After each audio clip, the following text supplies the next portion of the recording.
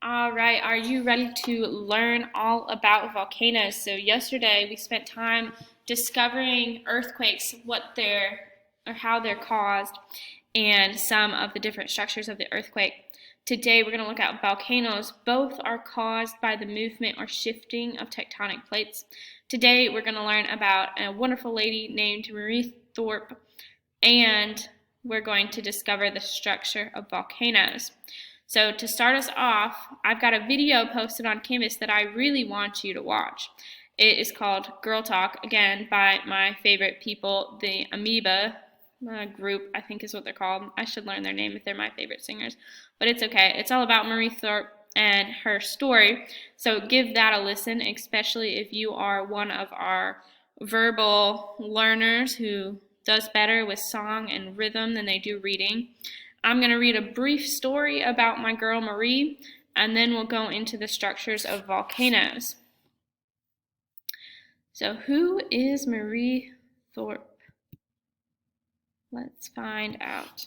Let me find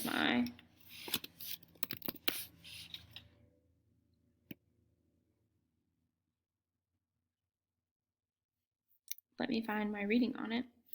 While you are waiting, please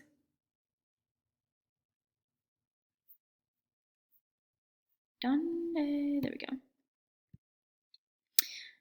Please get out your volcano notes. And so this is Marie Thorpe. She was an explorer. Quick facts, she was an oceanographer and geologist, so I don't know why I'm struggling with the words, who helped create the first map of the ocean floor, provided that it was not just a flat, or proving that it wasn't just a flat surface like most people believed. Her name was Marie Thorpe. She was born in Michigan. She's American. She was born in 1920 and died in 2006. So your lifetime and my lifetime, I think, I'm not sure what year you were born in, but I think overlapped with hers. Mariethorpe produced the world's first maps of the ocean floors, which again was super significant because up until her work, we thought the ocean floor was flat. But what you learned about in 8th grade, and what we talked about a little bit with our hydrosphere unit, is that the floor of the ocean is not flat at all. In fact, it is full of ridges and trenches and mountains, and we have Mariethorpe to thank for that. Despite being a woman in a male-dominated career, her work helped bring to life the unknown ocean world and helped provide important information about Earth's development. So she was an awesome lady. She was highly educated, but the thing is, she was a woman, so a lot of her thoughts and what you'll hear when you listen to that Girl Talk song, a lot of her thoughts and findings were not taken as seriously because she was a woman. So starting on March 1st, we will enter Women's History Month, and I'm going to start taking a look at some of the women who have made the science possible. Mariethorpe is definitely one of them. So her early life, we'll just read just a little bit of it.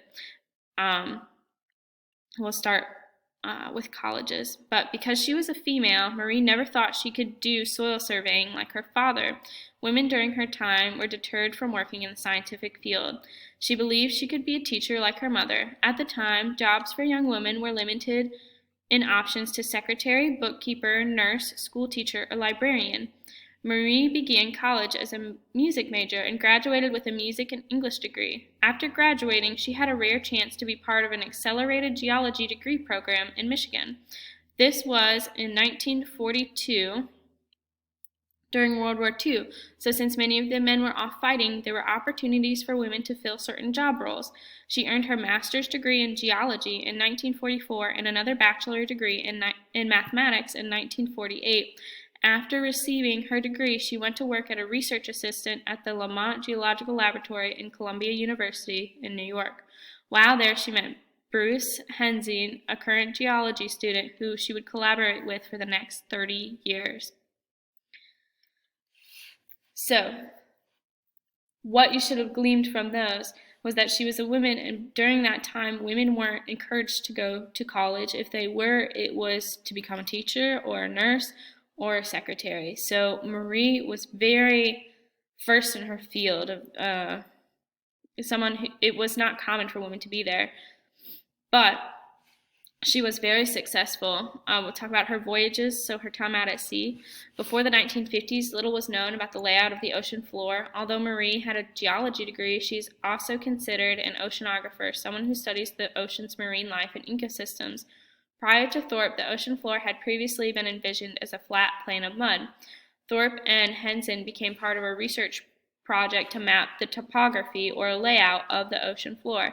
However, women at the time were not allowed on boats, so while Marie never physically got to voyage out to sea while working on the ocean floor map, she was still the primary contributor to the success of the project. So because she was a woman, she wasn't allowed to go out on the field.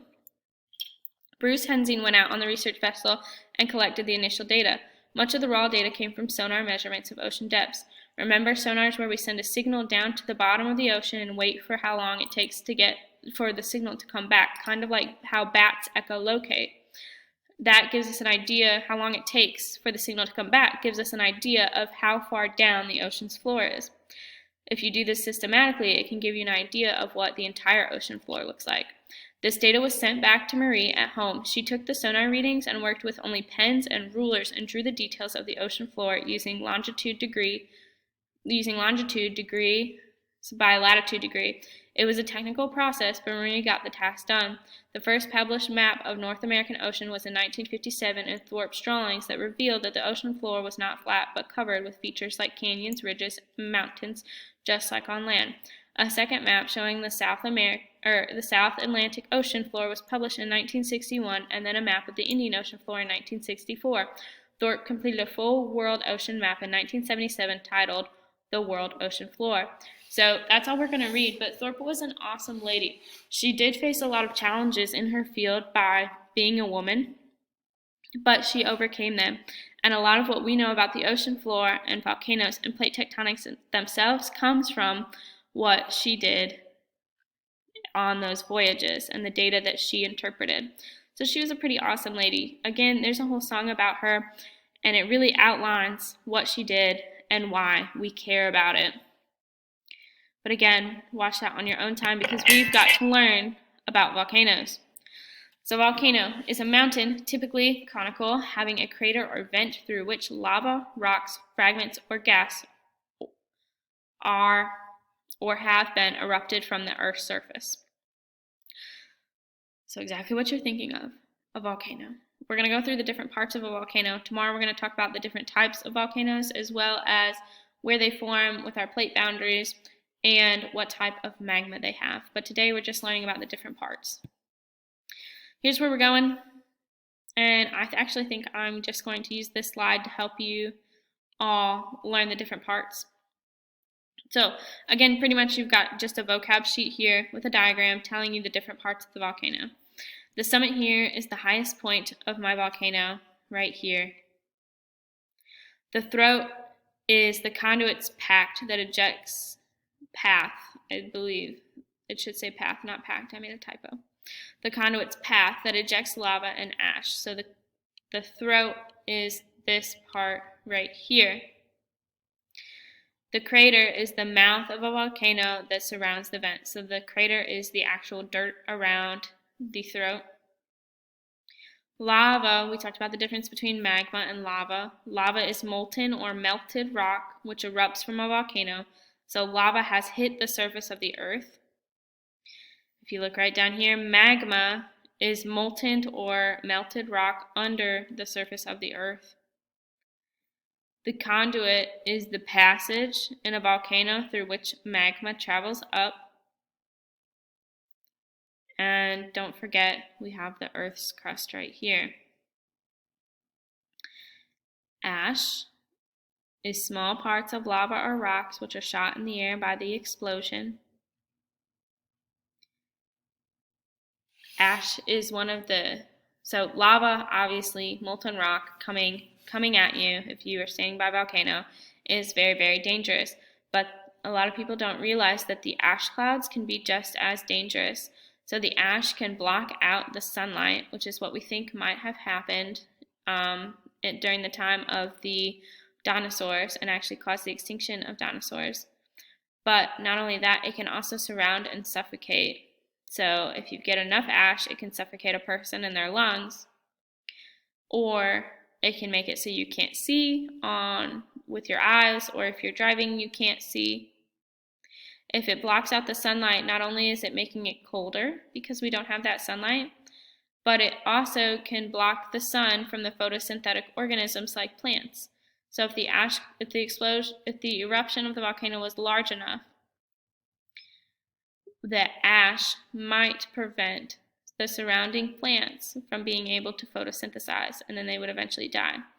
And whenever we study ecosystems, we learned, and we will learn on our next unit, that when our plants, our producers, are not healthy and not producing, then our ecosystem is likely to die. When the ash groups together from a volcanic explosion, we get an ash cloud. So ash is one single piece or small pieces.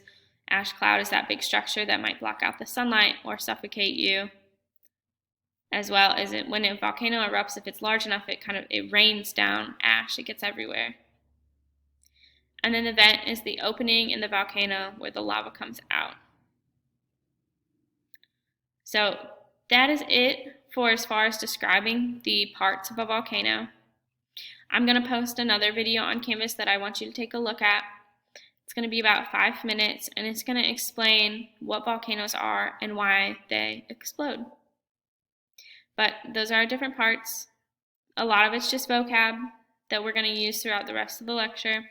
Mariethorpe is an awesome lady, so definitely listen to her song and know that a lot of what we know about our seafloor has to do with her.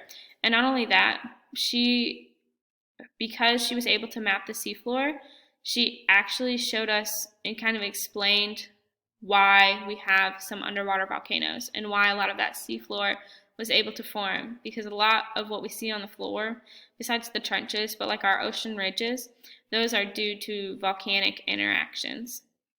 So a lot of what she did was really important in helping understand about volcanoes, even the ones that are on land. Alright guys, don't forget to watch the video about Mariethorpe and also the video that I will post about volcanoes, explaining just a little bit more. Have a great day, guys.